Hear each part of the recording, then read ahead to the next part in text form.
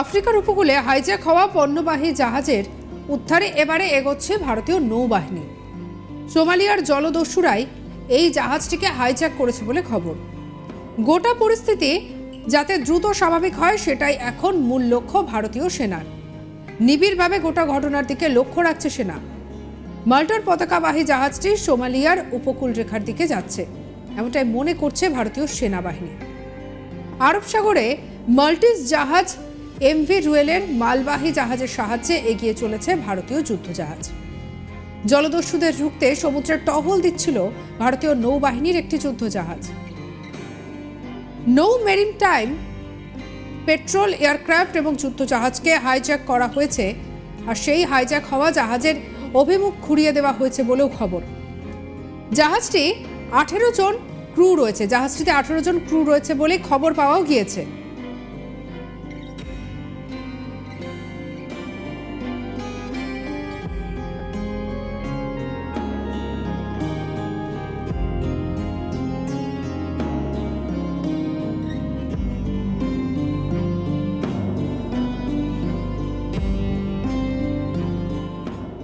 UKMTO পোর্টালে একটি বার্তা দেওয়া হয়েছে।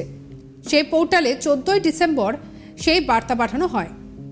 জাহাজটিতে 6 জন অন্য কর্মী উঠেছে বলেও রিপোর্টে ইতিমধ্যে সামনে নিয়ে আসা হচ্ছে। সেই বার্তা পেয়ে দ্রুত পদক্ষেপ করে ভারতীয় নৌসেনা।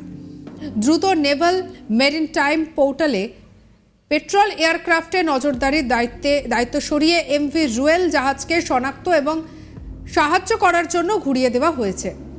বিবৃতি দিয়ে এমনটাই জানানো হয়েছে ভারতীয় নৌবাহিনীর পক্ষ থেকে। এমভি রুয়েল নামের জাহাজটি বৃহস্পতিবার 14 ডিসেম্বর যখন সোমালিয়ার দিকে যাচ্ছিল তখন সেটিকে টার্গেট করা হয়। ব্রিটেনের মেরিন ট্রেড অপারেশনস জানিয়েছে ক্রু জাহাজটির নিয়ন্ত্রণ হারিয়েছে। প্রসঙ্গত 2017 সালের পর সোমালি জলদস্যুরা জাহাজ হাইজ্যাক করার প্রথম বড় আক্রমণ করেছিল। ইডেন উপসাগর এবং ভারত মহাসাগরে এই ধরনের ঘটনা প্রায় ঘটে।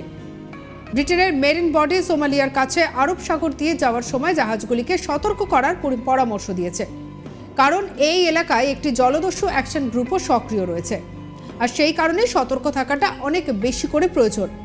তবে বর্তমানে এই যে পরিস্থিতি, এই জাহাজ হাইজ্যাকের ঘটনা রীতিমতো ঘুম উড়িয়ে দিয়েছে নৌবাহিনীর। নৌবাহিনী বর্তমানে চেষ্টা চালিয়ে যাচ্ছে যাতে যে করেই হোক জাহাজটিকে উদ্ধার করা যায়।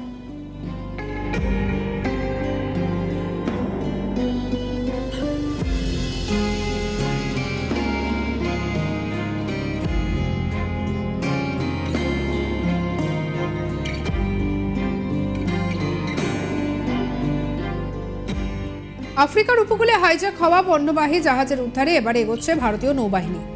সোমালিয়া জলদস্যুরাই এই জাহাজটিকে হাইজ্যাক করেছে বলেই খবর। গোটা পরিস্থিতি যেদিকে এগোচ্ছে তাতে দ্রুত সেটিকে স্বাভাবিক করাই এখন মূল লক্ষ্য ভারতীয় সেনার।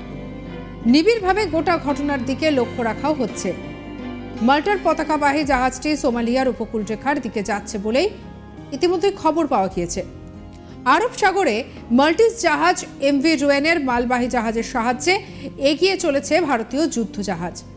জলদস্যুদের রুখতে সমুদ্রে টহল দিচ্ছিল ভারতীয় নৌবাহিনীর একটি যুদ্ধজাহাজ। নৌ মেরিটাইম পেট্রোল এয়ারক্রাফট এবং যুদ্ধজাহাজকে হাইজ্যাক হওয়া জাহাজের অভিমুখ ঘুরিয়ে দেওয়া হয়েছে বলেও খবর। জাহাজটিতে 18 জন ক্রু রয়েছে বলেও ইতিমধ্যেই UKMTQ পোর্টালে বার্তা পাঠানো হয়েছে। সেই পোর্টালে 14 ডিসেম্বর এই বার্তাটি সামনে আসে। জাহাজটিতে 6 জন অন্য কর্মী উঠেছে বলেও রিপোর্টে জানানো হয়। সেই বার্তা পেয়ে দ্রুত পদক্ষেপ করে ভারতীয় নৌসেনা।